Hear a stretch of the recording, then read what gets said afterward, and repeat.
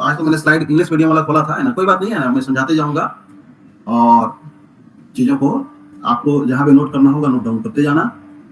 Class जो हम लोग शुरुआत करेंगे वो बिल्कुल बेसिक लेवल से शुरुआत करेंगे, ठीक है। जो एक सामान्य जो एक पैटर्न है, जैसे आपने डीआई के बहुत सारे टीचर्स का आपने वीडियो देखा होगा या क्लास में क्या होगा, तो वो लोग क्या करते हैं कि डायरेक्ट आपको शुरू कर देंगे पाई चार्ट से शुरू कर देंगे या बार से शुरू कर देंगे या लीनियर ग्राफ शुरू कर देंगे। मेरी क्लास वैसे नहीं चलती है, मेरी क्लास बेसिक टू एडवांस होती है, ठीक है। आपको बिल्कुल जीरो लेवल से आपको शुरू किया जाएगा चीजें।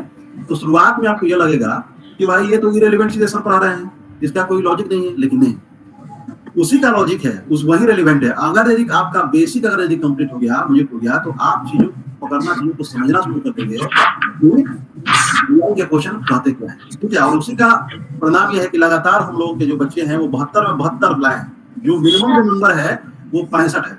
जो भी मैथ्स दिए बच्चे 66वीं 67वीं 68वीं या 69वीं दिए हैं, क्वेश्चन 100% क्वेश्चन लड़ता है, न्यूमेरिक वैल्यू के संग लड़ता है कई बार, और मिनिमम जो नंबर है 72 में वो 65 है। 65 से 72 के बीच ये करता है, वेरी करता है नंबर बच्चों को। उसके पीछे कारण यही है कि बिल्कुल वो बेसिक से एडवांस पढ़ते हैं, ठीक है। अच्छा, कोई भी जो घर होता है, आपका अपना जो घर होगा, क्या घर की नींव दिखाई देती है? नहीं दिखाई देती, नहीं। लेकिन अगर घर की नींव नहीं हो तो क्या घर की मजबूती होगी? घर टिक पाएगा? नहीं सर, नहीं टिक पाएगा। तो हम लोग के संग यही है कि हम लोग क्या करते हैं कि डायरेक्ट हम लोग पहुंच जाते हैं घर से, घर की नींव हम लोग बनाते नहीं है, तो नतीजा होता है कि घर अधूरा है। और ये जो मार्केट है ना, इस मार्केट में बच्चे क्या है, बच्चे सिर्फ लोगों के लिए मुर्गा है, बस बकरा है, हलाल किए, पैसा लिए, ठीक है। तो वो सब बिहार नमन के प्लेटफॉर्म पे नहीं होता है। तो इसलिए बिल्कुल बेसिक से पढ़ाई होगी। तो इसलिए आपको ये नहीं सोचना है कि क्या पढ़ा रहे हैं, क्योंकि अलग पैटर्न नहीं है, मेरा अलग पैटर्न है, ठीक है। बिल्कुल एक एक चीज हम लोग पढ़ेंगे ताकि हम लोग आसानी से क्वेश्चन को फॉलो कर सके, क्वेश्चन को समझ सके। तो चलिए, अब मैं अपना स्क्रीन शेयर कर रहा हूँ। मैं अब आप में से किसी के न तो वीडियो को, न तो किसी के नाम को देख सकता हूँ। इसको जहां नहीं समझ में आए वो अपने आप को अनम्यूट करेगा और पूछ लेगा, ये पूछेगा। बाकी अगर समय सब वो अपने आप को म्यूट रखेगा, ठीक है। इससे क्या होगा, जब म्यूट आप रखेंगे तो क्लास डिस्टर्ब नहीं होगा। और कुछ भी आपको पूछना होगा, आप अपने आप को म्यूट करना और पूछ लेना। चलिए, तो शुरू करते हैं। तो परिभाषित करना हो तो क्या कर सकते हैं? कलेक्शन ऑफ डाटा इसको बोलते हैं। कलेक्शन ऑफ डाटा, ठीक है। Yes sir. सिर्फ डाटा का कलेक्शन हो गया सांख्यिकी? कैलकुलेशन और ये सब याद, ठीक है। और कोई? देखिए, इंटरेक्ट करना है क्लास में, एकदम बिल्कुल ये निकाल देना है अपने अंदर से, जो है शर्म संकोच है ना, निकाल देना है। पढ़ाई जो होता है ना, बेशर्मों का काम होता है। बेशर्म का मतलब ये नहीं है कि सलमान खान बन गए हैं ना प्रैक्टिस खोल के। पढ़ाई जो होता है, आपको कुछ भी नहीं आए, आपको पूछना है अपने शिक्षक से और बिल्कुल इंटरेक्ट करना है, ठीक है। तो जैसा कि स्नेहा बोल रही थी, यस सर, ठीक है। तो जैसे इन्होंने कहा कि आंकड़ों का कलेक्शन है, ठीक है, डाटा है ना। डाटा मतलब क्या होता है? आंकड़ा, ठीक है। तो सांख्यिकी क्या है? इन आंकड़ों का न सिर्फ कलेक्शन है बल्कि और भी चीज है। क्या क्या है भाई? तो एक तो पहले इन्होंने कहा कि आंकड़ों का कलेक्शन है, यानी कि आंकड़ों का एकत्रीकरण है, ठीक है। म्यूट कर लो बाबू अपने आप को आप लोग। आंकड़ों का एकत्रीकरण है। आंकड़ों के एकत्रीकरण के बाद उसका वर्गीकरण, क्लासिफिकेशन, वर्गीकरण, प्रस्तुतिकरण, रिप्रेजेंटेशन, प्रस्तुतिकरण और विश्लेषण है, एनालिसिस है, विश्लेषण, ठीक है। यानी कि अगर यदि हमको परिभाषित करना हो कि सांख्यिकी क्या है, तो सांख्यिकी आंकड़ों का यानी कि डाटा का एकत्रीकरण, वर्गीकरण, प्रस्तुतिकरण और विश्लेषण, ठीक है। अब कब हम इसको सांख्यिकी बोलते थे और अब क्यों हम लोग इसको डाटा इंटरप्रिटेशन बोलते हैं, इसका अंदर समझिए। 48 से 52 बीपीएससी तक बीपीएससी के द्वारा आंकड़ों का एकत्रीकरण, वर्गीकरण या प्रस्तुतिकरण ही पूछा जाता था, यहाँ तक, ठीक है। 48 से लेके 52वीं बीपीएससी तक। लेकिन 53वीं से लेके टिल नाउ, अब तक, अब बीपीएससी के द्वारा डाटा को ऑलरेडी प्रेजेंट कर दिया जाता है और बोला जाता है कि भाई इस डाटा का आप विश्लेषण कीजिए और विश्लेषण करके दिए गए प्रश्नों का उत्तर दीजिए। इसलिए अब हम इसको बोलते हैं डाटा इंटरप्रिटेशन, आंकड़ों का विश्लेषण, डीआई, ठीक है। तो सांख्यिकी ओवरऑल क्या है? आंकड़ों का एकत्रीकरण, वर्गीकरण, प्रस्तुतिकरण और विश्लेषण है। इसी का जो पार्ट है आंकड़ों का विश्लेषण, उसी को वर्तमान दौर में हम लोग बोलते हैं डीआई, डाटा इंटरप्रिटेशन। आई बात समझ में? आ रही बात समझ में? Yes yes sir. जी सर। ठीक है, तो जैसा कि हम लोगों ने देखा कि भाई डाटा है ना, आंकड़ों का ही खेल है, आंकड़ों का एकत्रीकरण है, वर्गीकरण है, प्रस्तुतिकरण है, विश्लेषण। तो ये डाटा क्या है? तो डाटा क्या है भाई? तो data collection of any kinds of information is known as data. किसी भी प्रकार के सूचनाओं का संग्रह, किसी भी प्रकार की सूचनाओं का संग्रह, collection of any kinds of information. ठीक है, जैसे मान लो कि उस समय तक हम जो अभी तक प्रवचन आप लोग दे रहे हैं क्या है? सूचनाएं हैं। आप लोग जो उस पर रिप्लाई कर रहे हैं भी क्या है? सूचनाएं हैं। और इन सूचनाओं का जो कलेक्शन है वो क्या है? वो डाटा है, वो आंकड़ा है। ठीक है, जैसे मान लो सपोज करो कि मान लो कि दो हीरोइन है, ठीक है, एक है कैटरीना कैफ, है ना, एक है कैटरीना कैफ और एक है करीना कपूर। ठीक है, अब कोई अगर यदि बोलता है कि कैटरीना कैफ जो है वो करीना कपूर से ज्यादा खूबसूरत है, तो ये बोलता है कि कैटरीना कैफ करीना कपूर से ज्यादा खूबसूरत है, तो क्या कैटरीना कैफ की खूबसूरती का मेजरमेंट हो सकता है? अगर मैं ये पूछ दूं भाई कितना खूबसूरत है, तो क्या आप उसका मेजरमेंट कर सकते हैं, माप सकते हैं?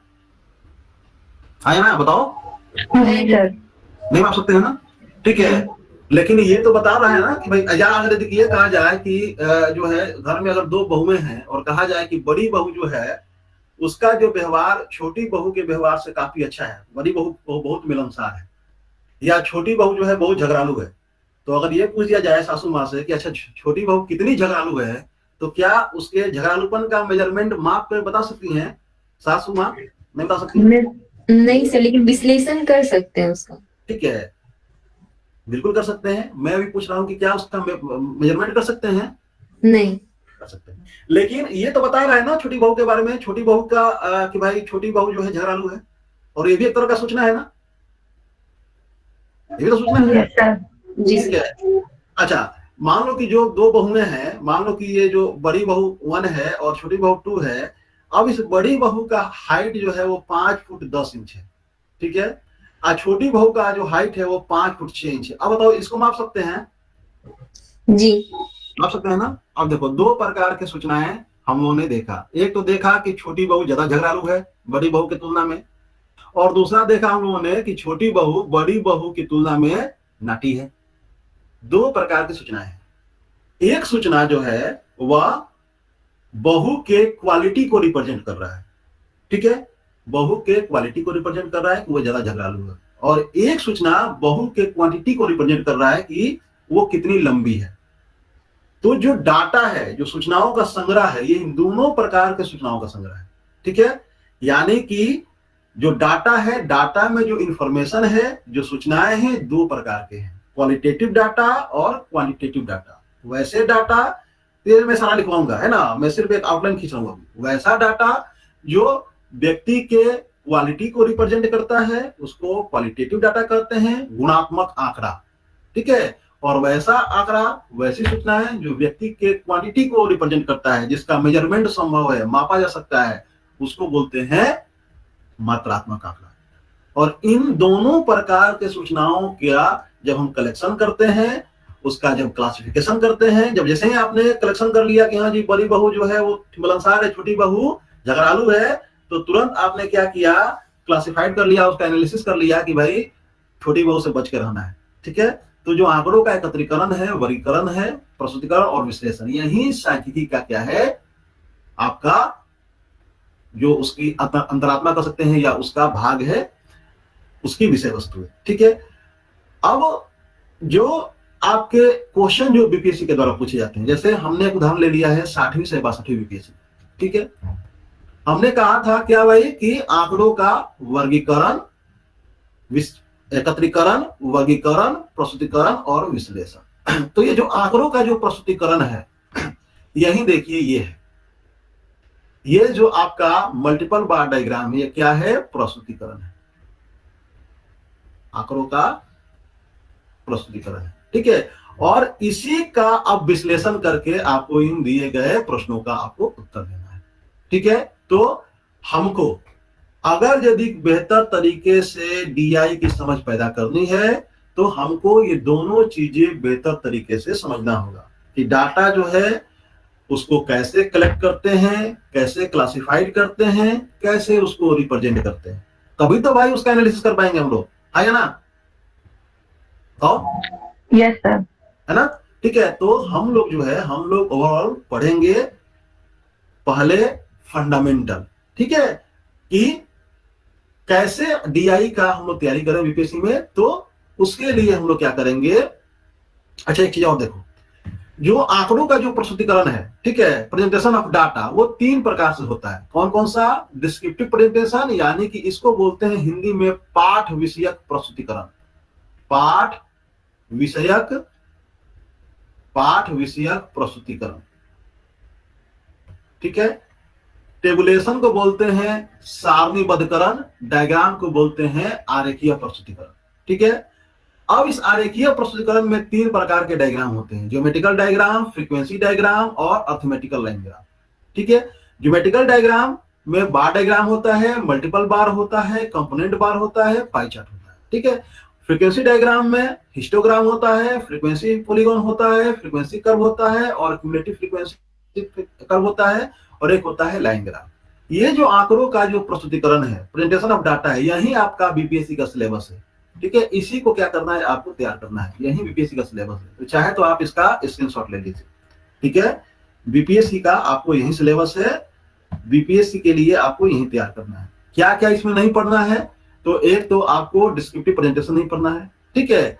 टेबुलेशन आपको पढ़ना है, यहां से क्वेश्चन आता है। डायग्राम तो आपको पढ़ना ही पढ़ना है, इसमें कौन कौन सा, आपको बार डायग्राम पढ़ना है, मल्टीपल बार पढ़ना है, कंपोनेंट बार डायग्राम से बिहार पीसीएस में क्वेश्चन नहीं पूछा गया है, लेकिन सीडीपी में क्वेश्चन पूछा गया है, ठीक है। पाई चार्ट पढ़ना है, हिस्टोग्राम पढ़ना है, फ्रीक्वेंसी पॉलीगॉन नहीं पढ़ना है, फ्रीक्वेंसी कर्व नहीं पढ़ना है, क्यूमुलेटिव फ्रीक्वेंसी कर्व नहीं पढ़ना है, और अर्थमेटिकल लाइन ग्राफ पढ़ना है, ठीक है।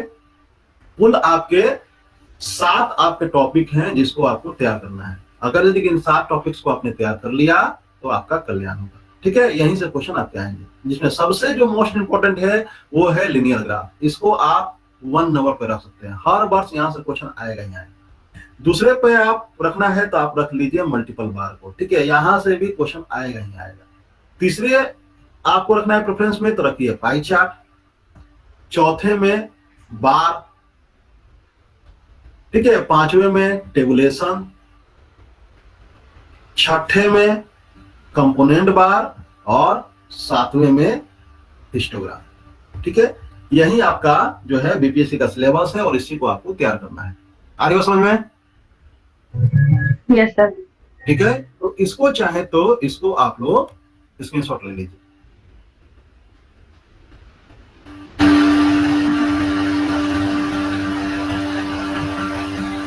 ले लिया? जी सर। ठीक है।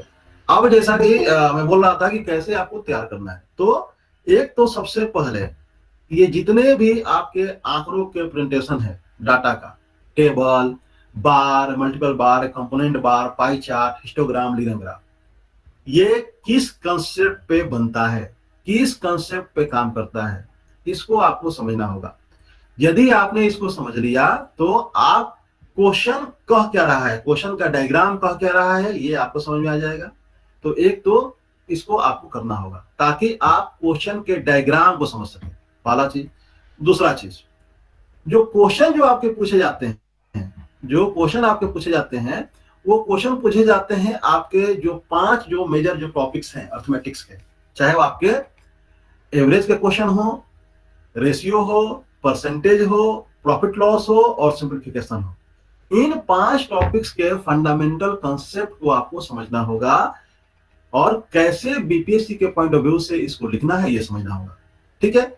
जैसे देखिए क्या कह रहा है ये question, in which years the ratio of export and import was maximum and minimum for country x. किस वर्ष जो है आयात का निर्यात से निर्यात का आयात से जो अनुपात था वो अधिकतम और न्यूनतम था। देख रहे हैं ना, रेशियो का क्वेश्चन है, अनुपात का क्वेश्चन है। दूसरा question, in which year the highest percentage, ठीक है, प्रतिशत का क्वेश्चन है। तीसरा भी क्वेश्चन क्या है, रेशियो का, if for the country why the ratio of production import and export is 7:6:5, ratio का है, ठीक है। तो जितने भी क्वेश्चंस हैं वो क्वेश्चन या तो आपके सिंप्लीफिकेशन बेस्ड क्वेश्चन होंगे, या तो रेशियो बेस्ड क्वेश्चन होंगे, या तो एवरेज बेस्ड क्वेश्चन होंगे, या तो परसेंटेज बेस्ड क्वेश्चन होंगे, या तो प्रॉफिट लॉस बेस्ड क्वेश्चन होंगे।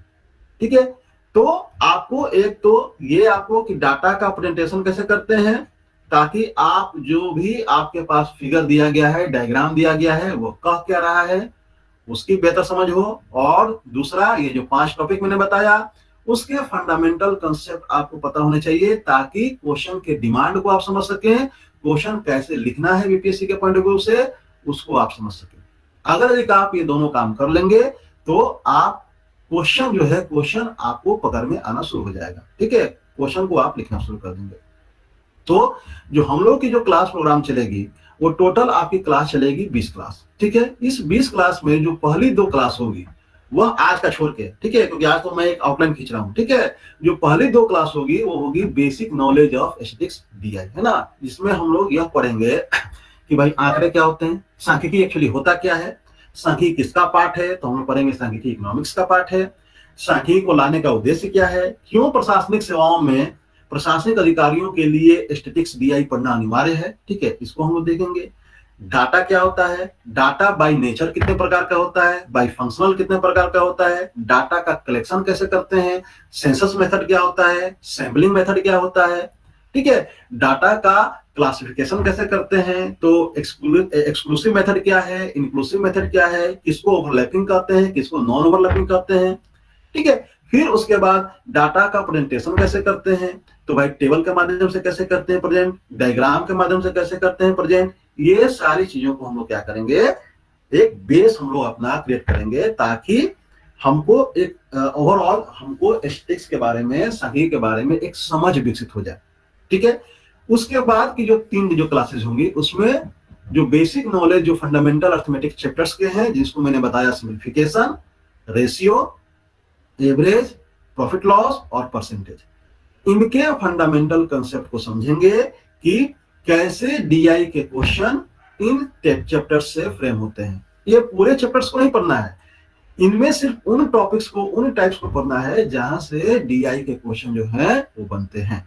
ठीक है, इसके अलावा जब हम लोग प्रैक्टिस सेशन में घुसेंगे तो वहां जो और जहां से मान लो कि अभी तक उन्होंने सिंपल इंटरेस्ट से क्वेश्चन नहीं उठाया, अभी तक उन्होंने जो है वो टाइम एंड वर्क से क्वेश्चन नहीं उठाया है, स्पीड डिस्टेंस से क्वेश्चन नहीं उठाया है, तो वहां से भी क्वेश्चन बनने की संभावना है। तो जब हम लोग प्रैक्टिस सेशन में घुसेंगे तो उन सारे टॉपिक्स के भी फंडामेंटल कंसेप्ट को हम लोग समझेंगे। तो ये तो आपके 5 क्लास हो गए, 2 class basic knowledge of statistics और 3 क्लास फंडामेंटल अर्थमेटिक चैप्टर्स के। जब ये 5 क्लास हम लोग कर लेंगे तो हम लोग अब इस जो है लेवल पे आ जाएंगे कि हम लोग क्वेश्चन को समझना शुरू कर देंगे, क्वेश्चन को लिखना शुरू कर देंगे। ठीक है, यहां तक आपको लिखना में सिखा दूंगा। उसके बाद के जो 15 जो क्लास होंगे वो होंगे प्रैक्टिस सेशन। जो स्टैटिस्टिक्स के क्वेश्चन होते हैं वो मैक्सिमम बच्चों को समझ में आता है, लेकिन क्यों उनसे नहीं बनता है, क्योंकि उनका प्रैक्टिस नहीं होता है। ठीक है, तो प्रैक्टिस सेशन को हम लोगों ने 3 भागों में बांटा है। ठीक है, लेवल 1, लेवल 2, लेवल 3। शुरुआत में क्या होगा, आपके पास लेवल 1 के क्वेश्चन आएंगे, 5 जो सेशन होगा वो लेवल 1 के होंगे प्रैक्टिस सेशन। इसमें क्या होगा कि इसमें आपको थोड़ा सा इजी क्वेश्चन और टाइम ज्यादा, जैसे मान लो समझ करो कि एक क्वेश्चन है, एक क्वेश्चन को हमने आपको बनाने के लिए दिया 30 मिनट का समय। ठीक है, उस क्वेश्चन को आपने बनाया, उस क्वेश्चन को बना के फिर आपने हमको भेजा, उसका स्क्रीनशॉट लेके उसका फोटो खींच के हमको भेजा, हम संग संग उस क्वेश्चन को चेक किए, चेक करके बताए कि कहाँ आपकी गलतियां हैं। उसके बाद फिर हम लोगों ने क्या किया, उस पर डिस्कशन कर लिया। ठीक है, फिर ऐसे ही दूसरा फिर सेशन, फिर तीसरा सेशन, फिर चौथा सेशन, फिर 5वां सेशन। लेवल 1 का 5 सेशन, उसके बाद लेवल 2 का 5 सेशन। इसमें क्या होगा कि लेवल 1 के कंपैरिजन में क्वेश्चन का जो टफनेस होगा, टफनेस बढ़ जाएगा। ठीक है, और जो समय होगा, समय घट जाएगा। यानी कि जो आपको एक क्वेश्चन बनाने के लिए हमने 30 मिनट का समय दिया था, अब एक क्वेश्चन को बनाने के लिए हम 25 मिनट का समय देंगे। इससे क्या होगा कि आपकी स्पीड बढ़ेगी। जब स्पीड बढ़ेगी तो एक्यूरेसी घटेगी। यही स्पीड और एक्यूरेसी का गेम है स्टैटिस्टिक्स। अगर यदि आपने स्पीड और एक्यूरेसी को मेंटेन कर लिया तो आप 72 में 72 लाएंगे, जैसे बाकी बच्चे लाते हैं। ठीक है, तो इसमें क्या होगा, थोड़ा सा लेवल 1 के मुकाबले क्वेश्चन का टफनेस बढ़ जाएगा और समय घट जाएगा। इन 5 सेशन के बाद जो अगला जो 5 सेशन होगा वो लेवल 3 का होगा। इसमें क्या होगा, इसमें क्वेश्चन का टफनेस बढ़ जाएगा बहुत, और समय और घट जाएगा, 25 मिनट से अब समय हो जाएगा 20 मिनट।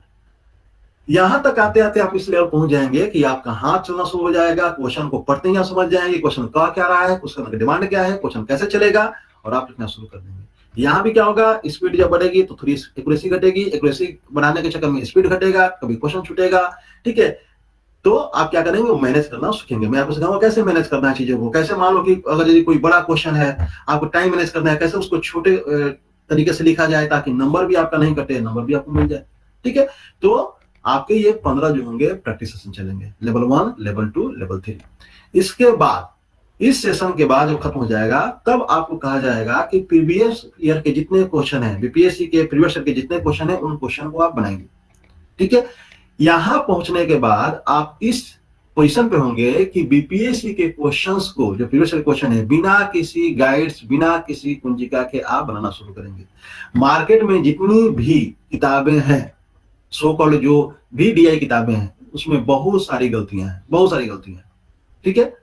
मेरे पास हर बार, हर सेशन मेरे पास अलग अलग पब्लिकेशन की किताबें आती हैं कि सर इसको प्रमोट कीजिएगा, इसको बच्चों को बताइएगा, लेकिन मैं देखता हूँ कि बहुत सारी गलतियां, तो मैं उठा के फेंक देता हूँ, तो साइड में रख देता हूँ, ठीक है। तो अभी आप जाएंगे तुरंत बनाने के लिए बीपीएससी के प्रीवियस क्वेश्चन को, तो बहुत सारा, बहुत अलग अलग जो गलतियां हैं, आप क्या करेंगे, आप उलझ जाएंगे अगर ये आपको समझ में नहीं है।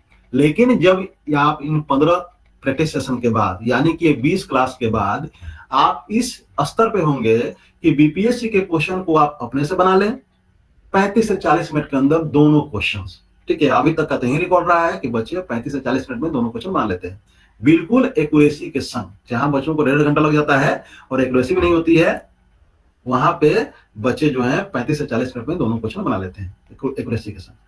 और आप बीपीएससी के क्वेश्चन को बनाएंगे। इसके अलावा अगर यदि किसी मार्केट में कोई किताब आप परचेज करने जा रहे हैं, कोई बुक्स परचेज करने जा रहे हैं, तो उस बुक्स को जब आप पलटेंगे, उसका सोल्यूशन देखेंगे, तो आप तुरंत एनालिसिस कर लेंगे कि ये बुक्स आपके लिए बेनिफिशियल है या नहीं, सही सॉल्यूशन है या नहीं। आप इस लेवल तक पहुंच जाएंगे अगर यदि आप हमारे द्वारा बताए गए तरीके को, जो मैं तरीका आपसे कराऊंगा, उसको आपने फॉलो किया। तो बहुत पैनिक तरीका होगा, आपको मेहनत करना पड़ेगा, लेकिन अगर यदि आपने पेशेंस दिखाया, आपने मेहनत किया, तो निश्चित तौर पे आप बहुत बेहतर पोजीशन में होंगे, ठीक है। तो ये ओवरऑल हम लोग के क्लास का तरीका होगा। आई बात समझ में आप लोगों को? Yes sir. ठीक है। जी सर। इसमें क्या कोई आप लोग सुझाव देना चाहते हैं, कोई सुधार? नहीं सर। पैटर्न है ये 2 क्लास जो है वो आपका fundamental concept, 3 class arithmetic chapters का कंसेप्ट, बाकी 15 practice session, level 1, level 2, level 3। इसमें कोई सुझाव और कोई सुझाव? नहीं सर। नहीं। चलिए तो शुरू करें, थोड़ा आज पढ़ते हैं कुछ। जी सर। चलिए तो अपना पेन पेज अपना आप ले लीजिए। अच्छा हाँ, एक चीज और देखिए, कैसे होगा प्रैक्टिस सेट कैसे, जैसे मान लो कि जो मैंने अभी आपको बताया ना कि session 1 practice set level 1, level 2, level 3। जैसे मान लो कि ये आपके पास पहुंचा प्रैक्टिस सेट 1, ठीक है। अब देखो जैसे ये क्वेश्चन आपके पास पहुंच गया, ये क्या है, ये आपका जो क्वेश्चन है वो आपके टेबल का क्वेश्चन है। आपको ऑलरेडी टेबल के बारे में बताया जा चुका होगा, टेबल किस कंसेप्ट ऑफ फ्रेम होता है, क्या कहता है, और ये क्वेश्चन, ठीक है। अब इस टेबल को पढ़ना है, इस क्वेश्चन को कैसे लिखना है, ये भी आपको समझाया जा चुका रहेगा, बताया जा चुका रहेगा। आप आराम से क्वेश्चन को लिख लेंगे, ठीक है। एक क्वेश्चन आपके पास गया, समय अलॉट हुआ, आपने उसको बनाया, आपने भेजा, उसको हमने चेक किया, फिर पूरे स्क्रीन पे सबके सामने डिस्कस किया हम लोगों ने कैसे क्वेश्चन चलेगा, ठीक है। फिर आपके पास गया दूसरा क्वेश्चन, जैसे ये पाई चार्ट का क्वेश्चन है, पाई चार्ट का क्वेश्चन गया, आपको पता है कि पाई चार्ट किस कंसेप्ट पे काम करता है, आपको बताया जा चुका रहेगा। ये क्वेश्चन, किस क्वेश्चन का नेचर क्या होता है, क्या डिमांड होता है, आपको बता दिया गया रहेगा। आप क्वेश्चन को लिखेंगे, भेजेंगे, मूल्यांकन होगा। ऐसे ही हम लोग का प्रैक्टिस सेशन चलेगा। आ गया समझ में ना? सर क्वेश्चन कहाँ पे भेजना रहेगा? क्वेश्चन आप सबका एक ग्रुप बनेगा, ठीक है। जैसे आज मान लो कि डेमो क्लास है, 2 डेमो क्लास के बाद, ठीक है, 2 डेमो क्लास के बाद आप सबका एक अलग ग्रुप बन जाएगा, ठीक है। डीआई का एक अलग ग्रुप बनेगा। उसी ग्रुप में क्या होगा, आपके क्लास की लिंक भी जाएगी, उसी ग्रुप में आपका जो भी मटेरियल होगा, जो भी इंफॉर्मेशन होगा, उसी में क्या होगा, ग्रुप में आएगा जाएगा। आ रही बात समझ में?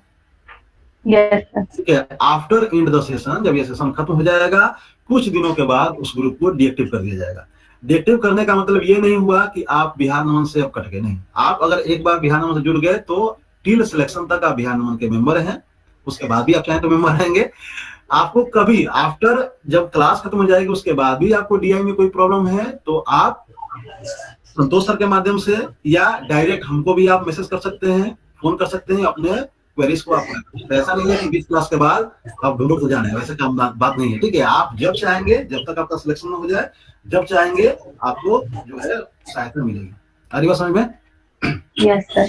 चलिए, उसमें वो पेड ग्रुप रहेगा, मतलब कौन सा? वो जो ग्रुप बनेगा सर जिसमें कॉपी चेक होगा वो। हाँ बिल्कुल बिल्कुल, वो तो पेड ग्रुप होगा, है ना। फ्री का कुछ नहीं मिलता है, बताओ। नहीं सर। हाँ, तो वो तो पेड ग्रुप है ना। ये तो देखो, डेमो क्या होता है? डेमो का मतलब ये होता है कि आप यह देख सकें कि टीचर्स जो है, टीचर्स आपको कैसे पढ़ाएंगे। ठीक है, एक आउटलाइन दिया जाता है पूरे कोर्स स्टडी कोर्स का कि क्या क्या पढ़ाया जाएगा, कैसे पढ़ाया जाएगा, क्या तरीका होगा, क्या पैटर्न होगा कोर्स का, और पढ़ाने का शैली क्या है टीचर्स। ठीक है, आपको उनकी पढ़ाने का शैली आपको समझ में आ रहा है कि नहीं आ रहा है। ठीक है, मेरे पास जो मैक्सिमम जो बच्चे आते हैं वो आते हैं, फ्रेशर बच्चे मेरे पास कम आते हैं। मेरे पास वो बच्चे आते हैं जो अलग अलग जो महारथी जो टीचर जो पटना में बैठे हुए हैं या और भी जगह जो बैठे हुए हैं सुपर स्टिक्स के, उनसे पढ़े हुए, उनसे सताए हुए बच्चे आते हैं। ठीक है, मेरे पास यस जो भाई वहां पे गए, वहां पे हमने 2 टाइम बर्बाद किया, उसके बाद वो आते हैं और आके जो है पढ़ाई करते हैं, क्योंकि भाई उनको तो समझ में आ गया होता है, उनको मोक्ष की प्राप्ति हो गई होती है, ज्ञान हो गया होता है कि समूह माया है ना। Yes sir. ठीक है, क्योंकि देखो मैं शुरुआत में क्या कहा क्लास कि भाई उन सारे टीचर्स के पढ़ाने का तरीका और मेरे पढ़ाने का तरीका अलग है। वो क्या करते हैं, डायरेक्ट आपको पढ़ाना शुरू कर देंगे बाहर से, पाई चार्ट से, लीनियर ग्राफ पे, क्योंकि भाई उन माइंड सेट है कि भाई एक बार अगर बच्चे को पढ़ा देंगे तो दोबारा तो आएगा नहीं मेरे पास। मेरा अलग है, मेरा तरीका है कि भाई एक बार बच्चा पढ़ लिया तो फिर दोबारा मेरे पास आने की जरूरत नहीं। यही कारण है कि जो बच्चा एक बार डीआई पढ़ लिया है वो दोबारा जो है क्लास को रिपीट नहीं करता है, क्योंकि उसका पूरा क्लास एकदम पूरा कॉन्सेप्ट क्लियर हो जाता है। ठीक है, एक बार पढ़िए, सॉलिड पढ़िए। आगे समझ में? Yes sir. जी चलिए, सर। हाँ, तो अब बेसिक हम लोग पढ़ते हैं वो न्यू स्टैटिस्टिक्स की, जो डायरेक्ट तो आपको एग्जाम में पे नहीं करेगा, लेकिन उसी का कंसेप्ट जो है, कंसेप्ट आपको स्टैटिस्टिक्स के क्वेश्चन को समझने में मदद करेगा। तो चलिए शुरू करते हैं स्टैटिस्टिक्स। ये एक्टिवेट में मेंस के एग्जाम तक तो रहेगा ना, एक्टिवेट मेंस के एग्जाम के बाद ही ना इसको मैंने बंद कीजिएगा।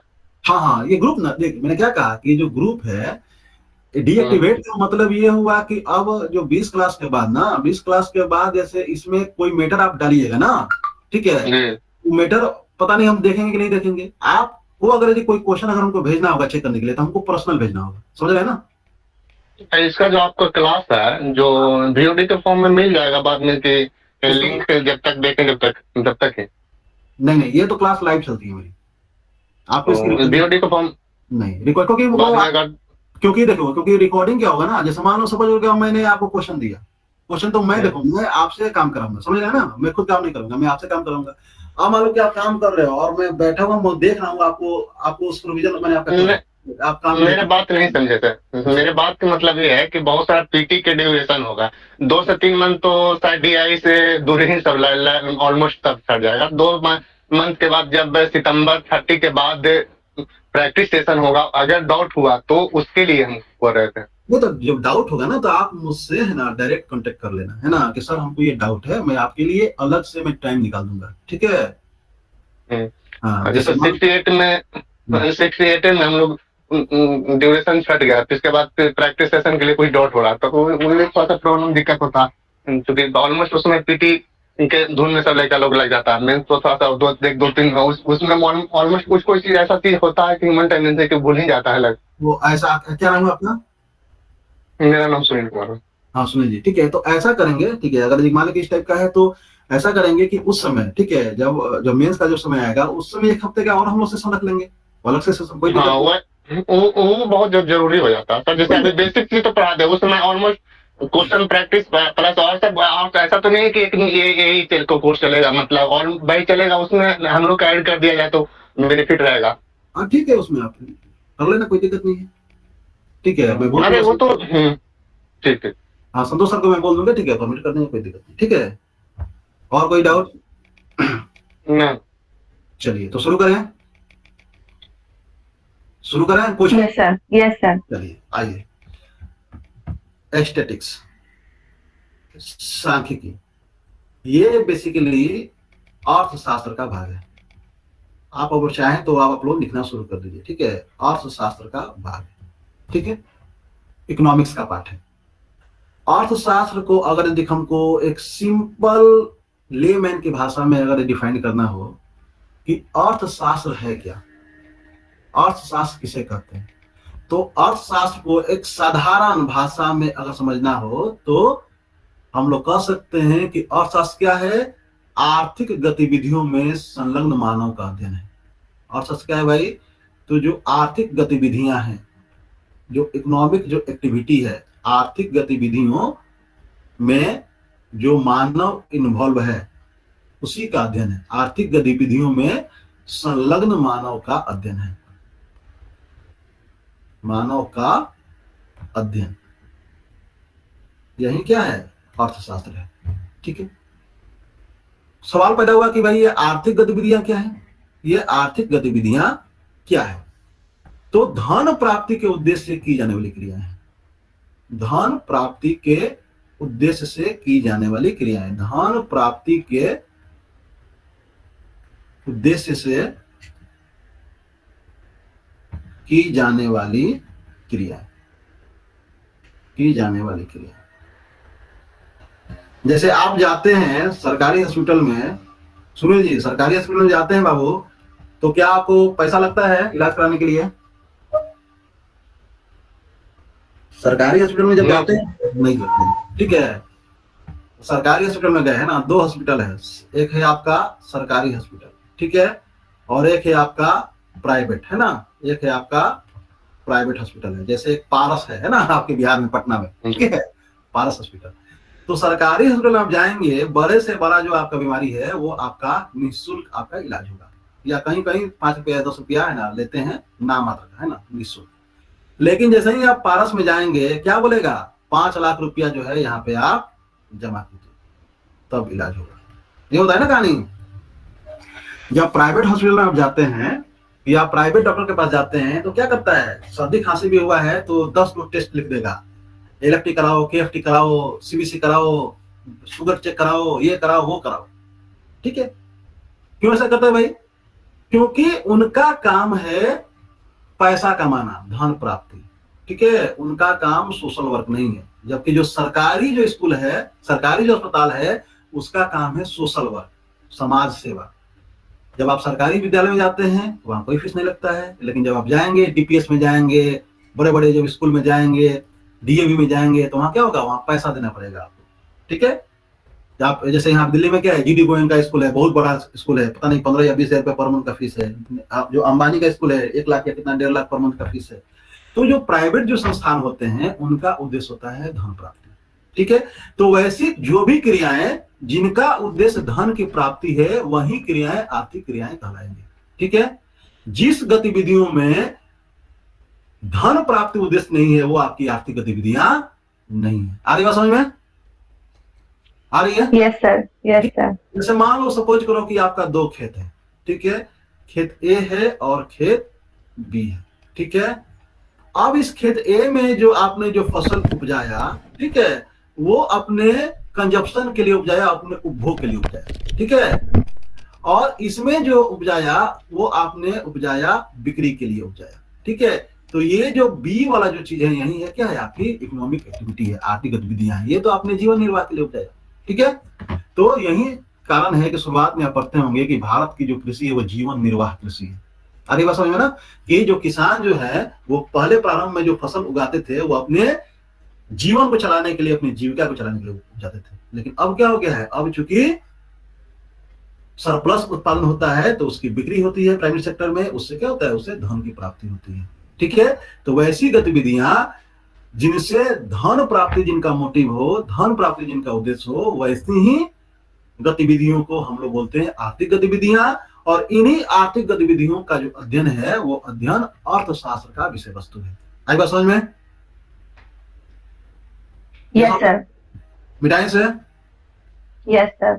आप देखिए, अब जैसे मान लीजिए, सपोज कीजिए कि कोई व्यक्ति है जिसने क्या किया कि भाई उसके पास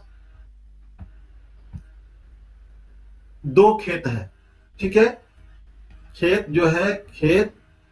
अच्छा, उससे पहले चीज और समझिए, जो अर्थशास्त्र का जो समस्या है या अर्थशास्त्र की जो विषय वस्तु है, वो क्या क्या विषय वस्तु है भाई? जो अर्थशास्त्र की जो विषय वस्तु है वो तीन है। परंपरागत विषय वस्तु क्या क्या है भाई? उत्पादन, उपभोग, उत्पादन, उपभोग और वितरण। उत्पादन, उपभोग और वितरण। उत्पादन, क्या उत्पादन किया जाए, कितना किया जाए, कैसे किया जाए। उपभोग भी, क्या उपभोग किया जाए, कितना किया जाए, कैसे किया जाए। वितरण भी, क्या वितरण किया जाए, कितना किया जाए, कैसे किया जाए। यही क्या है? यही अर्थशास्त्र का विषय वस्तु है, ठीक है। और उत्पादन, उपभोग और वितरण, इसको बेहतर तरीके से चलाने के लिए, बेहतर तरीके से उसका संचालन करने के लिए हम लोगों को क्या करना पड़ता है? सूचनाओं को एकत्र करना पड़ता है। जैसे मान लो, सपोज करो कि आपके पास दो खेत है, खेत ए और खेत बी, ठीक है। अब दोनों में आपको, एक में सब्जी बोना है और एक में जो है आपको चावल बोना है, ठीक है। उद्देश्य है कि इसको मार्केट में बेचेंगे और मार्केट में बेच के पैसा कमाएंगे। तो किस खेत में आप सब्जी बोएंगे और किस खेत में चावल बोएंगे, कोई बताओ? ए में या बी में? ठीक है, ये मैंने नीचे लिख दिया, इसका मतलब ये नहीं है कि भाई ए में ही सब्जी बोया जा रहा है और बी में ही चावल बोया जा रहा है, ठीक है, ये अलग चीज है। दो खेत है आपके पास, ए और बी। अब एक में आपको सब्जी बोना है, एक में चावल बोना है। तो कैसे आप डिसाइड करेंगे कि किस खेत में हम सब्जी बोए और किस खेत में चावल बोए? बताओ भाई। सर जो लैंड बड़ा होगा उसमें चावल उगा देंगे। अच्छा, जो लैंड बड़ा होगा, यानी कि भूमि के संबंध में आप सूचनाएं जमा करेंगे, है ना। और पानी का व्यवस्था, पानी का, अच्छा, सिंचाई, ठीक है, सिंचाई, ठीक है। और बताइए। मट्टी की उर्वरकता के। अच्छा, बहुत बढ़िया। मिट्टी का नेचर आप पता करेंगे कि हाँ जी, कौन सी मिट्टी जो है वो सब्जी के लिए बेनिफिशियल है, कौन सी मिट्टी चावल के लिए बेनिफिशियल। और सर बीज का मतलब उपलब्धता। अच्छा, चलो, बीज की उपलब्धता भी है ना, मतलब ये है ना, बीज की उपलब्धता है, ट्रांसपोर्टेशन है, लोकेशन कैसे, कहाँ पे है ना, लोकेशन अवस्थिति कहाँ पे है ना। ऐसा ना हो कि भाई गांव के एकदम पूरा उधर बो दे सब्जी और एक भी सब्जी नहीं आए, है ना, घर में सब चोर लेके चला जाए, होता है ना भाई, सब्जी सब तोड़ लेता है, ठीक है। मतलब क्या है, ये जो आपने भूमि बोला, ये सिंचाई बोला, ये मिट्टी बोला, ये बीज बोला, सबसे पहले आपने क्या किया? सूचनाओं को एकत्र किया, जाना जी, कि किस खेत की मिट्टी कैसी है, ए की मिट्टी कैसी है, बी की मिट्टी कैसी है, सिंचाई का साधन कहाँ पे कैसा है, मिट्टी दोनों में से किसकी कैसी है, वही भूमि मिट्टी की हो गया, है ना। बीज जो है वो हमारे पास कैसा है, ठीक है, लोकेशन कैसा है, इन सूचनाओं को आपने एकत्र किया। उसके बाद क्या किया? आपने क्लासिफाइड किया, वर्गीकृत किया। भाई जो ए की जो मिट्टी है वो जलोढ़ मिट्टी है, और जो बी की मिट्टी है वो मान लो कि जो है भुरभुरी, है ना, टाइप की मिट्टी है, या ए के पास जो है यहाँ पे सिंचाई की बेहतर सुविधा है, ठीक है, सिंचाई की बेहतर सुविधा है। जो इसका लोकेशन है, लोकेशन भी आपका ठीक है ना, चावल के लिए लोकेशन सही है। तो आपने क्या किया? ये क्लासिफाइड कर लिया कि जो मिट्टी है, जलोढ़ है, सिंचाई के लिए बेहतर विकल्प है, यहाँ पे जो है लोकेशन ही बेहतर है चावल के लिए। तो जो ये आपने जो डाटा कलेक्शन किया था, मिट्टी का, सिंचाई का, बीज का, भूमि का, लोकेशन का, उसको आपने क्लासिफाइड किया, उसको विश्लेषण किया उसका, ठीक है, कि अगर यदि हम खेत ए में चावल बोते हैं और खेत बी में हम क्या करते हैं, सब्जी बोते हैं, तो बेहतर उत्पादन होगा हमारा।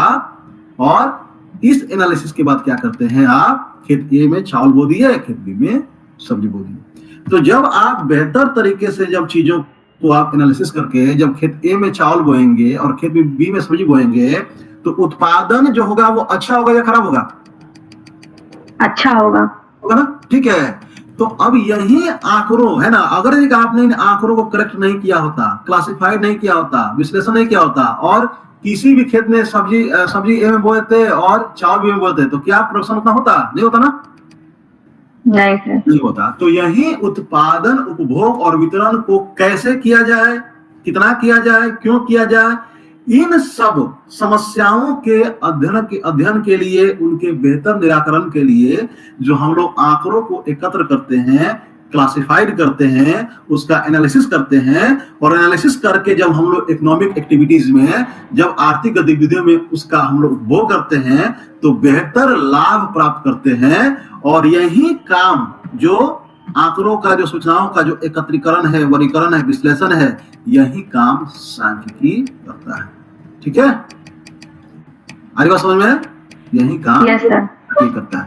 ठीक है, तो अब हम लोग सांख्यिकी को अगर हमको परिभाषित करना होगा तो हम क्या कर सकते हैं कि सांख्यिकी अर्थशास्त्र की वह तार्किक शाखा है जिसके माध्यम से आंकड़ों का एकत्रीकरण, वर्गीकरण, विश्लेषण एवं प्रस्तुतिकरण किया जाता है। आगे बात समझ में? जी सर। अब जैसे मान लो कि भाई आप बीपीएससी में क्यों लिया पूछा जा रहा है, तो मान लो कि भाई सांख्यिकी का विषय वस्तु क्या है, डाटा का कलेक्शन है, क्लासिफिकेशन है, उसका एनालिसिस है। एज ए प्रशासनिक अधिकारी आप जब जाएंगे तो आपको अलग अलग तरीके का डाटा को कलेक्ट कराना पड़ेगा। जैसे मान लो कि भाई आपके क्षेत्र में कितने लोग जो है जो वृद्धावस्था पेंशन के हकदार हैं या विधवा पेंशन के हकदार हैं, या कितने लोग जो है जिनको इंदिरा आवास के तहत जो है वो आपको लाभ मिला, या 7 निश्चय प्रोग्राम बिहार सरकार के द्वारा चलता है, तो कितने लोगों को 7 निश्चय प्रोग्राम के जो विभिन्न जो घटक है उसका लाभ मिला।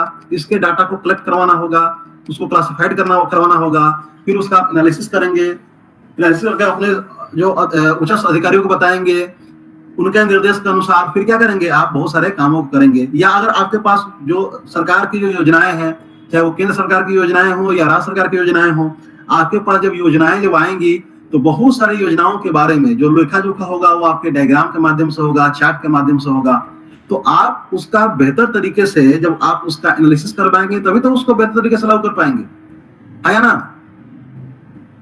Yes sir. है ना? तो यही कारण है कि एक वर्तमान दौर में सांख्यिकी सिर्फ अर्थशास्त्र का भाग नहीं रह गया है।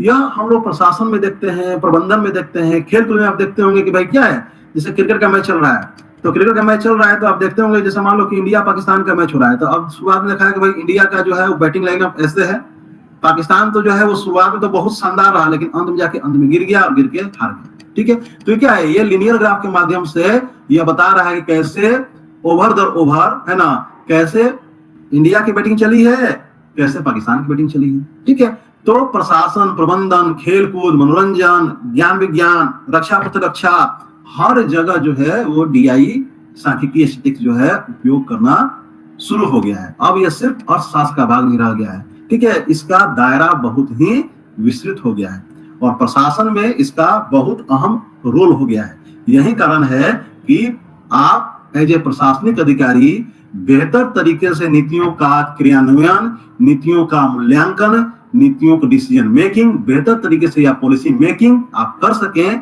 इसीलिए आपको डीआई पढ़ाया जा रहा है। हमारी बात समझ में? Yes sir. ठीक है, अब देखो उस समय से हम लोग क्या पढ़ रहे हैं, आंकड़े, डाटा, है ना, डाटा का क्लासिफिकेशन, डाटा का कलेक्शन, डाटा का एनालिसिस। तो ये डाटा क्या है? ठीक है, देखिए heading, data collection of any kinds of information is known as data. किसी भी प्रकार के सूचनाओं के संग्रह को आंकड़ा कहते हैं। किसी भी प्रकार के सूचनाओं के संग्रह को आंकड़ा कहते हैं। किसी भी प्रकार के सूचनाओं के संग्रह को आंकड़ा कहते हैं। ठीक है, अब ये जो आंकड़ा है, आंकड़ा आपका 2 प्रकार का हुआ। कौन कौन सा आंकड़ा भाई? तो गुणात्मक आंकड़ा, क्वालिटेटिव डाटा, गुणात्मक आंकड़ा और मात्रात्मक आंकड़ा। ठीक है, क्वालिटेटिव डाटा और क्वांटिटेटिव डाटा। लिख लिया? Yes sir. इसमें लिखिए क्वालिटेटिव डाटा, वैसे आंकड़े जो गुणों को प्रस्तुत करते हैं, वैसे आंकड़े जो गुणों को प्रस्तुत करते हैं या गुणों को दर्शाते हैं, गुणों के बारे में बताते हैं। जो लिखना है लिख लो। वैसे आंकड़े जो गुणों को प्रस्तुत करते हैं गुणात्मक आंकड़े कहे जाते हैं। वैसे आंकड़े जो गुणों को, विशेषताओं को प्रस्तुत करते हैं गुणात्मक आंकड़े कहे जाते हैं। यद्यपि इनका मेजरमेंट, इनको मापा नहीं जा सकता, इनका मेजरमेंट समझ नहीं है, कांट बी मेजर।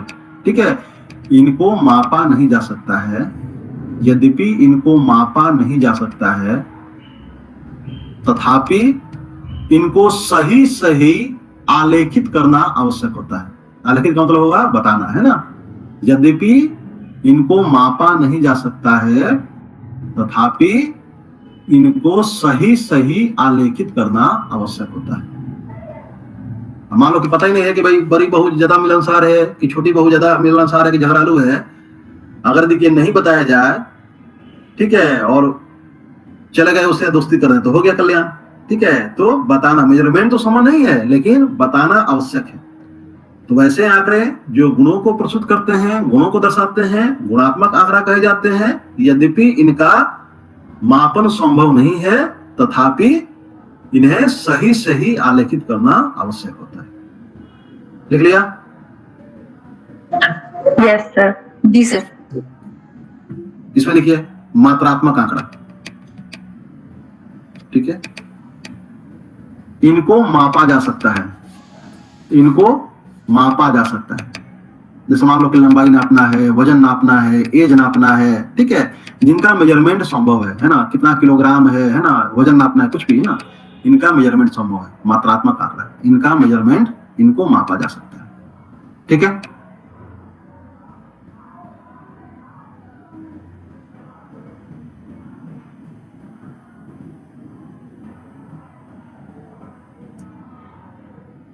लिख लिया? Yes sir. ठीक है।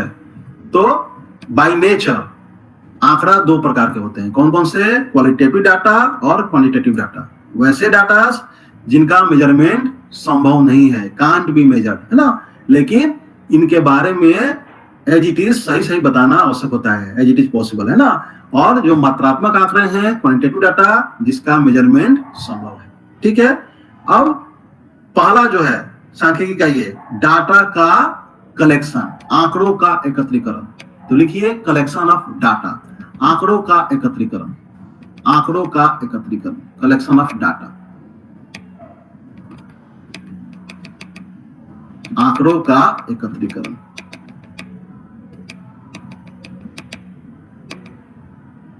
ठीक है। आंकड़ों का एकत्रीकरण भी दो तरीके से किया जाता है। एक डायरेक्ट मेथड, प्रत्यक्ष विधि, प्रत्यक्ष विधि, और दूसरा इनडायरेक्ट मेथड, यानी कि अप्रत्यक्ष विधि। दो तरीके से डाटा को हम लोग क्या करते हैं? कलेक्ट करते हैं, ठीक है। अब देखिए प्रत्यक्ष विधि। अब देखिए इसमें क्या होता है, बताएं? Yes sir. प्रत्यक्ष विधि। अब देखो इसमें क्या होता है, डायरेक्ट।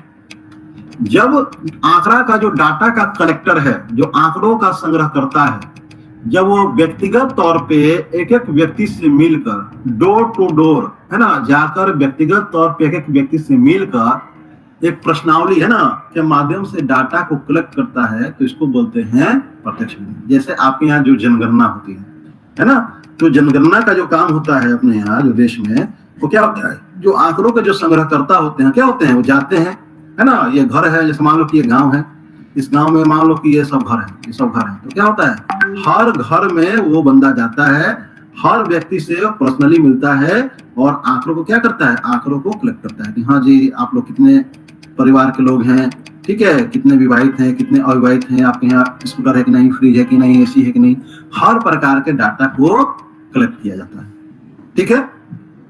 तो क्योंकि व्यक्तिगत तौर पे डाटा कलेक्टर मिलता है, एक एक व्यक्ति से मिलता है, इसलिए इस प्रत्यक्ष विधि को हम लोग व्यक्तिगत विधि भी कहते हैं, व्यक्तिगत विधि भी कहते हैं, ठीक है। तो इसमें क्या होता है, आंकड़ों का संग्रहकर्ता प्रति व्यक्ति, एक एक व्यक्ति से मिलकर प्रत्यक्ष तौर पे एक प्रश्नावली के माध्यम से आंकड़ों को एकत्र करता है, ठीक है। आ रही बात समझ में? Yes sir. और चूंकि व्यक्तिगत तौर पे सब किसी से मिलता है, तो इसीलिए इसको व्यक्तिगत विधि भी कहते हैं।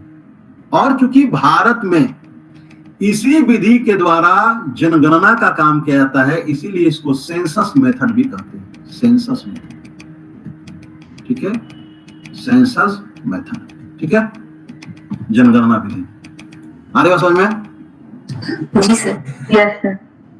अच्छा अब बताओ कि मान लो कि कोई एक मोहल्ला है, ठीक है, 10 घर है, तो 10 घर से अगर मान लो कि हमको डाटा को कलेक्ट करना हो, ठीक है, तो हम एक एक व्यक्ति से मिल के क्या करेंगे, डाटा कलेक्ट कर लेंगे, बोला हमको मुश्किल नहीं होगा। लेकिन मान लो कि पूरे देश से हमको डाटा कलेक्ट करना है, जनगणना का काम छोड़ दिया जाए, अगर जनगणना का काम छोड़ दिया जाए, बाकी अगर हमको किसी दूसरे चीज का डाटा कलेक्ट करना है, जैसे मान लो कि पूरे देश में कितने लोग जो हैं वो सास भी कभी बहू थी, है ना, सीरियल देखते हैं, है ना, एकता कपूर का सास भी कभी बहू थी सीरियल देखते हैं। अगर यदि हमको अगर डाटा ये कलेक्ट करना है पूरे देश से, तो अगर मान लो कि एक एक व्यक्ति से मिल के अगर यदि हम पूछेंगे तो कम समय में हो जाएगा ये काम या अधिक समय लगेगा? बहुत अधिक समय लगेगा। अधिक समय लगेगा। अच्छा, इसमें इस डाटा को कलेक्ट करने के लिए ज्यादा लोग चाहिए या कम लोग चाहिए? ज्यादा लोग चाहिए। ठीक है। अच्छा, संसाधन ज्यादा खर्च होगा या अधिक खर्च होगा या कम खर्च होगा? ज्यादा खर्च होगा संसाधन। लोग जो है खूब एकदम एंजॉय करके डाटा कलेक्ट करेगा या बहुत ही थकाऊ उबाऊ प्रक्रिया होगी? थक जाएगा सर, क्योंकि एंजॉय का तो कुछ है ना, थकावट होगा, है ना। इसका मतलब यह है कि अगर यदि हम व्यक्तिगत विधि से, डायरेक्ट मेथड से अगर यदि हम किसी भी मुद्दे का डाटा कलेक्ट करते हैं तो एक तो ये बहुत समय टाइम टेकिंग होगा, ये एक थकाऊ उबाऊ प्रक्रिया होगी, इसमें बहुत ज्यादा संसाधन चाहिए, चाहे वो ह्यूमन रिसोर्सेज हो या पैसा हो, है ना, बहुत ज्यादा संसाधन इसमें खर्च होगा, ठीक है। और इसका रिजल्ट आने में भी क्या होगा, बहुत देर लगेगा, होगा ना जी। पता चला कि 2 साल के बाद पता चल रहा है कि भाई कितने लोग देखते थे सीरियल, तो सीरियल बंद हो गया। तो हम लोग क्या करते हैं, हम लोग सैंपल मेथड का उपयोग करते हैं अप्रत्यक्ष में। अब क्या हुआ, जैसे मान लो कि भाई ये एक कॉलोनी है, ठीक है, एक कॉलोनी है, जैसे दिल्ली में यहाँ पे क्या है, जो अच्छी सोसाइटीज हैं उसमें क्या है कि कॉलोनी के बीच में पार्क होता है ना, जैसे मुखर्जी नगर में क्या है, ये पार्क है, ये पार्क है।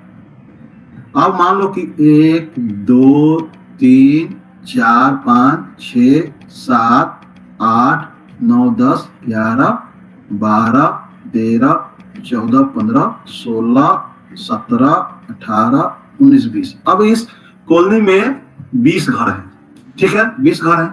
अब हमको डाटा कलेक्ट करना है कि कितने जो परिवार की जो महिलाएं हैं या कितने जो लोग हैं वो देखते हैं सास भी कभी बहू थी। तो हमने क्या किया, सैंपल उठाया, रेंडमली हर चौथे घर से उठाया।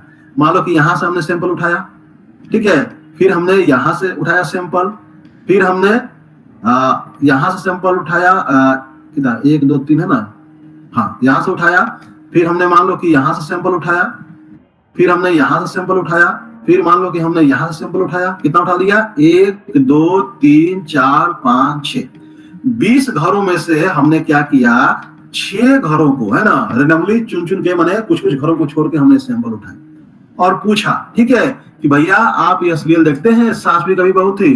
तो इन 6 के 6 घरों के लोगों ने कहा कि हाँ जी हम लोग देखते हैं, सास भी कभी बहू थी, यस देखते हैं, ठीक है। तो अब ये जो समुदाय है, ये जो कम्युनिटी है इस सोसाइटी में, इसके हर चौथे घर, तीसरे घर या 5वें घर से जो हमने डाटा उठाया, उस डाटा से जब पता चला कि हाँ जी, है ना, इस परिवार के सदस्य, इस परिवार की महिलाएं सास भी कभी बहू थी सीरियल देखती हैं, तो या कोई भी छोटा भीम कार्टून देखती हैं, तो इसका मतलब यह हो गया कि ये सोसाइटी के, इस कम्युनिटी के सारे घरों में यह सीरियल देखा जाता है। क्यों? क्योंकि इस सारे घर की महिलाएं जो है, लोग आते होंगे इस पार्क में, आते होंगे और एक दूसरे के बातों से क्या होता है, प्रभावित होते हैं। ये ना होता है जी, जैसे मान लो कि कोई अगर एक औरत, कोई अगर जी की लड़की एक सूट अच्छा खरीद ली या साड़ी, तो कहाँ से खरीदी, कैसे खरीदी, क्या खरीदी, है ना, पूरा, है ना, सब पता करके सब चाहती है कैसे हो, है ना। तो पार्क में बैठ के सब बतियाती होंगी, बतिया के क्या होगा, सब अपने अपने घर में जाके सीरियल को देखती होंगी। तो 6 घरों से हमने क्या किया, डाटा उठाया। लेकिन क्या ये जरूरी है? हो सकता है कि भाई इन सारी घरों की महिलाएं नहीं देखती होंगी, है ना, वो हो सकता है कि वो चाणक्य सीरियल देखती हो, ठीक है। यानी कि जो 14 घरों की जो महिलाएं हैं वो मान लो कि नहीं देखती हैं, या मान लो सपोज करो इसमें 12 घरों की महिलाएं नहीं देखती, ठीक है।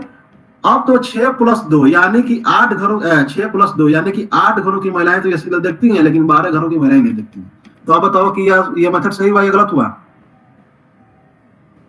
ये मेथड जो है, ये मैं बोल दूं कि हाँ ये 20 घर की महिलाएं देखती होंगी, ये मैंने सही बोला या गलत बोला?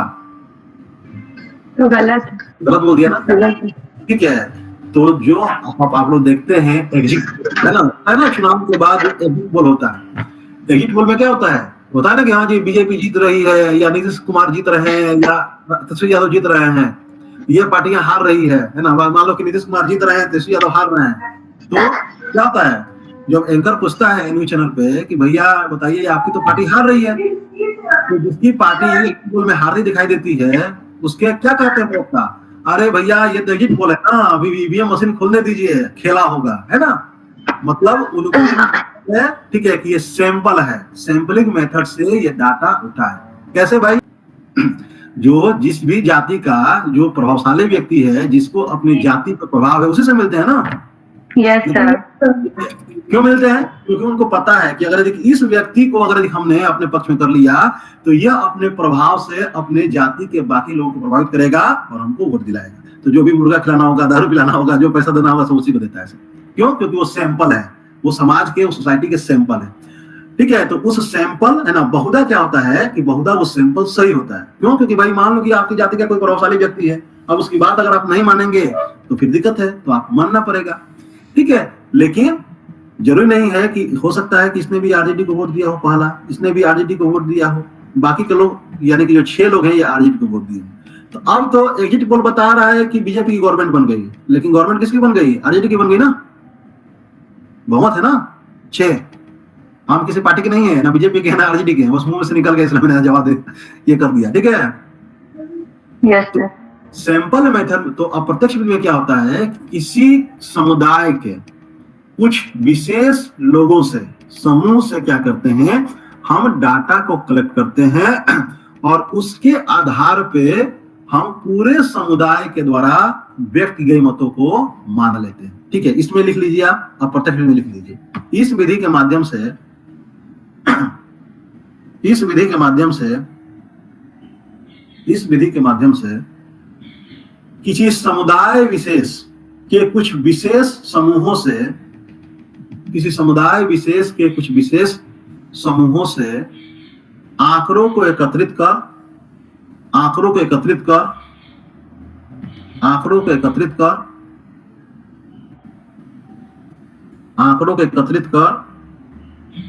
उस आधार पर पूरे समुदाय के मतों को व्यक्त किया जाता है।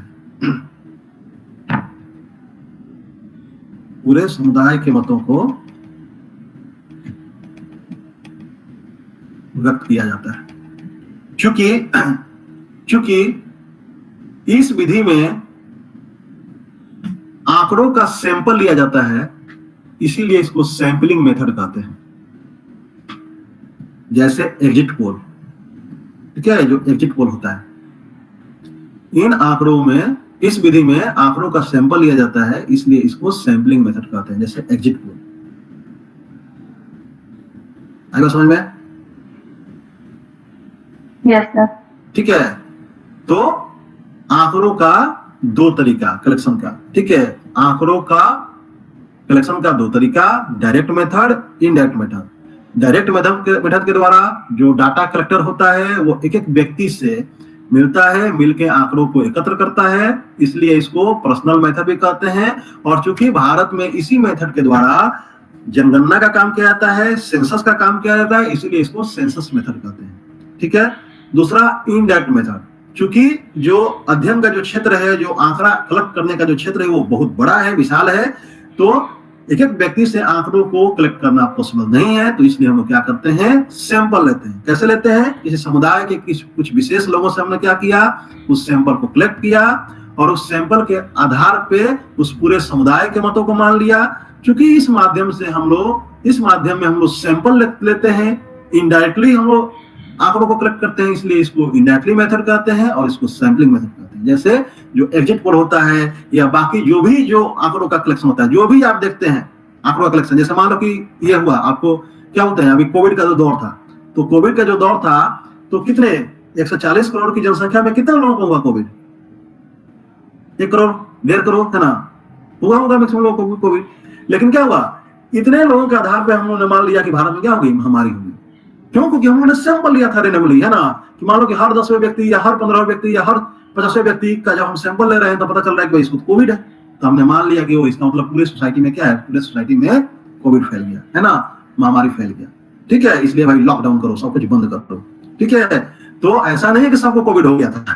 ठीक है, वो जो सैंपल था उस सैंपल के आधार पे हम लोगों ने डिसाइड कर लिया कि ये पूरे जो है सोसाइटी में, पूरे एरिया में, पूरे कंट्री में क्या हो गया है, महामारी फैल चुका है और लोग बढ़ सकता है, इसलिए सब शटडाउन करो, सब लॉक करो, लॉकडाउन करो। ठीक है, अरे बात समझ में? Yes sir. ठीक है, तो ये हुआ डाटा का कलेक्शन, और इस डाटा के कलेक्शन के आधार पर जो आंकड़ों का जो ये होता है, क्लासिफिकेशन होता है, वो दो तरीके का होता है, प्राइमरी डाटा, सेकेंडरी डाटा। ठीक है, लिखिए, कार्यात्मक रूप से आंकड़े दो प्रकार के होते हैं। कार्यात्मक रूप से बाय फंक्शनल, कार्यात्मक रूप से आंकड़े दो प्रकार के होते हैं। कार्यात्मक रूप से आंकड़े दो प्रकार के होते हैं, प्राइमरी डाटा यानी कि प्राथमिक डाटा, प्राथमिक आंकड़ा,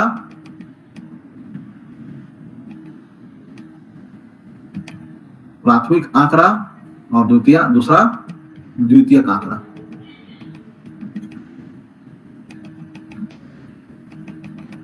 द्वितीयक आंकड़ा। ठीक है, लिखिए, प्राथमिक आंकड़ा, ये यूपीएससी में ये क्वेश्चन पूछा गया है। ठीक है, प्राइमरी डाटा और secondary data, what is the basic difference between primary data and secondary data. और मेरा एक स्टूडेंट है, बिहार नमन के ही प्लेटफॉर्म से जुड़ा हुआ था, अभी वो बिहार में ऑडिटर है, और इससे पहले जो था वो वहाँ पे बीएचयू में किसी पोस्ट पे उसका हुआ था, तो उससे भी जो है वो पिछले साल जब वो गया था इंटरव्यू देने के लिए बीएचयू में, तो यही क्वेश्चन पूछा गया था कि what is the basic difference between primary data and secondary data. ठीक है, प्राथमिक आंकड़ा और द्वितीयक आंकड़ा। लिखिए, प्राथमिक आंकड़ा में लिखिए, वैसे आंकड़े जिनकी सत्यता का उत्तरदायित्व, वैसे आंकड़े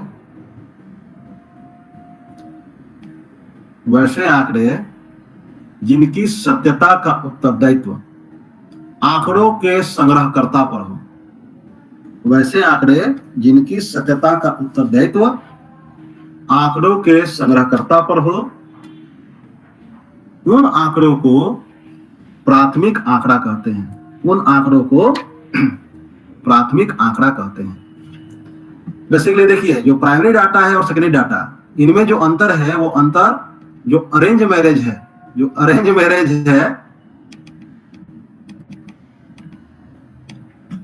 और जो लव मैरिज है। ठीक है, इनमें जो अंतर है, यही अंतर है प्राइमरी डाटा और सेकेंडरी डाटा में। ठीक है, लव मैरिज में क्या होता है भाई, लव मैरिज में क्या होता है कि लड़का लड़की एक दूसरे को पसंद करता है, एक दूसरे को पसंद करते हैं, उसके बाद क्या होते हैं, अपने परिवार को बताते हैं। ठीक है, कि लड़का बताता है कि पापा या मम्मी, लड़की ऐसी है, मिलनसार है, पढ़ी लिखी है, सुंदर है, सुशील है ना, आज्ञाकारी है। लड़की बताती है कि पापा जो है वो लड़का अच्छा कमाता है, सुंदर है, पढ़ने लिखने वाला है, कुल खानदान अच्छा है, मृदुभाषी है, ठीक है, बहुत हमको खुश रखेगा। तो ये जो डाटा कलेक्टर है वो कौन है, लड़का और लड़की खुद है। ठीक है, लड़का ने लड़की के बारे में जो बताया अपने घर वालों को, और लड़की ने लड़के को अपने घर वालों को जो बताया। ठीक है, ये डाटा की ऑथेंटिसिटी कितनी है, डाटा कितना प्योर है, लड़का कितना अच्छा है या लड़की कितनी अच्छी है, इसकी जिम्मेवारी उस लड़की और लड़का पे ही है। ठीक है, परिवार पे नहीं है। तो अब क्या होता है कि जब माँ बाप मान जाते हैं, शादी कर देते हैं, और शादी के बाद क्या होता है, शादी के बाद झगड़ा शुरू होता है। लव मैरिज नहीं होता है ना कि शादी के बाद झगड़ा शुरू होता है कि तुमने हमारे जीवन बर्बाद कर दिया, तुमने हमारा जीवन बर्बाद कर दिया। तो जब माँ बाप से आप कहने जाते हैं तो माँ बाप कहता है कि हमसे क्या कर रहे हो, हमने कहा था शादी करने के लिए, तुम अपने मन से किए हो शादी, अपने पसंद किए हो शादी। ठीक है, तो तुमने तो कहा था कि भाई लड़की बहुत अच्छी है, मिलनसार है, तुमने भी कहा था कि लड़का जो है बहुत अच्छा है, कोई नशा नहीं करता है, तो हमेशा दारू पी के पड़ा रहता है। तो ये जो सच्चाई है, इसकी जिम्मेवारी तुम्हारे ऊपर है, हम लोग कुछ नहीं कर सकते हैं। परिवार कहता है हम लोग कुछ नहीं कर सकते, है ना, आप लोग अपना समझो। लेकिन अरेंज मैरिज क्या होता है, अरेंज मैरिज में आपको बताया जाता है आपके परिवार के द्वारा, है ना, माँ बताते हैं लड़के को कि भाई लड़की बहुत अच्छी है, पढ़ी लिखी है, सुशील है, खुश रहोगे। लड़की को बताया जाता है कि भाई लड़का पढ़ा लिखा है, नशा नहीं करता है, अच्छा कमाता है, तुम भी खुश रहोगी, ससुराल भी अच्छा है। लेकिन जब शादी के बाद अगर मान लो सब कुछ ठीक रहा तो ठीक है, लेकिन अगर यदि मान लो कि भाई लड़का जो है पढ़ा लिखा नहीं निकला, या नशेड़ी निकल गया, या अच्छा कमाता नहीं है, या मिसबिहेव करता है लड़की के साथ, या लड़की झगड़ालू निकल गई, लड़के से मिसबिहेव करती है, तो हम ये ना कहते हैं कि माँ बाप को कि मम्मी पापा तुम लोगों ने हमारी जिंदगी बर्बाद कर दिया, आप लोग और कोई लड़का नहीं मिला था, या आप लोग और कोई लड़की नहीं मिली थी, ये ना कहते हैं हम लोग, है ना? Yes sir. है ना, ये कहते हैं। ठीक है, तो यहाँ पे अरेंज मैरिज में क्या है कि जो आंकड़े हैं, आंकड़ा का जो संग्रह करता है ना, आंकड़ा का जो प्रयोग करता है, जैसे मान लो कि लड़का के लिए लड़की या लड़की के लिए लड़का, वो आंकड़े कितने ऑथेंटिक हैं, कितने प्योर हैं, इसकी जिम्मेदारी उस प्रयोगकर्ता पे नहीं है। ठीक है, लेकिन लव मैरिज में क्या है, लव मैरिज में उसकी जिम्मेदारी उसी पे है।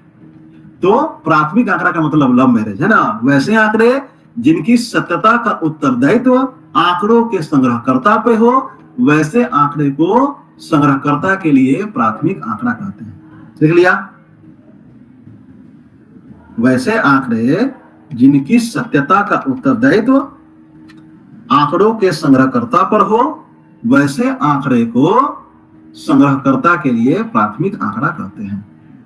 ठीक है, अपने लिए समझने के लिए लिख लेना ब्रैकेट में लव मैरिज है ना। मैंने इसलिए लव मैरिज अरेंज मैरिज का कंसेप्ट समझाया कि मजाक मजाक में ये चीजें आप लोगों को हमेशा याद रहेंगी। द्वितीय आंकड़ा में क्या है, ये लिख लिया प्राथमिक आंकड़ा? Yes sir. द्वितीय आंकड़ा, ठीक है, लिखिए, वैसे आंकड़े जिनकी सत्यता का उत्तरदायित्व, वैसे आंकड़े जिनकी सत्यता का उत्तरदायित्व आंकड़ों के प्रयोगकर्ता पर न हो, वैसे आंकड़े जिनकी सत्यता का उत्तरदायित्व आंकड़ों के प्रयोगकर्ता पर न हो, अर्थात प्रयोगकर्ता ने आंकड़ों को प्रयोगकर्ता ने किसी अन्य संस्था द्वारा एकत्र आंकड़ों का उपयोग किया हो, अर्थात प्रयोगकर्ता ने किसी अन्य संस्था द्वारा एकत्रित आंकड़ों का उपयोग किया हो, वैसे आंकड़े को प्रयोगकर्ता के लिए द्वितीयक आंकड़ा कहते हैं। वैसे आंकड़ों को प्रयोगकर्ता के लिए द्वितीयक आंकड़ा कहते हैं। लिख लिया, वैसे आंकड़े जिनकी सत्यता का उत्तरदायित्व आप देखिए, जैसे आप लोग पढ़ते होंगे इकोनॉमिक सर्वे वगैरह है ना, तो जैसे मान लीजिए कि देखते होंगे कोई है ना, तो लिखा होता है स्रोत आर्थिक विभाग भारत सरकार या बिहार सरकार, ठीक है, या जनगणना, ठीक है, जनगणना विभाग भारत सरकार पढ़ते हैं, ठीक है, या जैसे मान लीजिए क्राइम रिपोर्ट पढ़ रहे हैं तो स्रोत NCRB national crime research bureau है ना, पढ़ते हैं ना? Yes sir. ठीक है, इसका मतलब क्या है कि ये जो आंकड़ा है, आंकड़ा आर्थिक विभाग भारत सरकार का या बिहार सरकार का इस आंकड़े का कलेक्टर है। जनगणना विभाग ने इस आंकड़े को कलेक्ट किया है, गृह मंत्रालय ने इस आंकड़े को कलेक्ट किया है, विदेश मंत्रालय ने किया है इस आंकड़े को। ठीक है, तो ये आंकड़ा आर्थिक विभाग के लिए हो गया प्राइमरी डाटा, आपके लिए हो गया सेकेंडरी डाटा। तो जब मेंस की आंसर राइटिंग करते हैं तो आप लिखते हैं कि आर्थिक समीक्षा भारत सरकार के अनुसार, या आर्थिक समीक्षा 2023-24 के अनुसार, आर्थिक समीक्षा बिहार सरकार 2023-24 के अनुसार, ठीक है, मद्य निषेध विभाग बिहार सरकार के अनुसार। तो आप एग्जामिनर को बताते हैं कि साहब ये हमारा आंकड़ा नहीं है, ये बिहार सरकार का आंकड़ा है, ये भारत सरकार का आंकड़ा है, ठीक है, यह संयुक्त राष्ट्र संघ का आंकड़ा है, ये हमारा आंकड़ा नहीं है। तो जब आप ये बता दिए कि भाई ये आंकड़ा जो है हमने यूज किया है, ये हमारे लिए सेकेंडरी डाटा है, इसका जो प्राइमरी जो कलेक्टर है ये सरकार है, तो अब अगर यदि कुछ डाटा में कुछ गड़बड़ है तो आपका आंसर कभी गलत नहीं होगा। ठीक है, क्यों? क्योंकि आपने एग्जामिनर को यह बता दिया कि भैया ये हमारे लिए सेकेंडरी डाटा है, ये डाटा जो है सरकार का है और सरकार कभी गलत नहीं हो सकती है।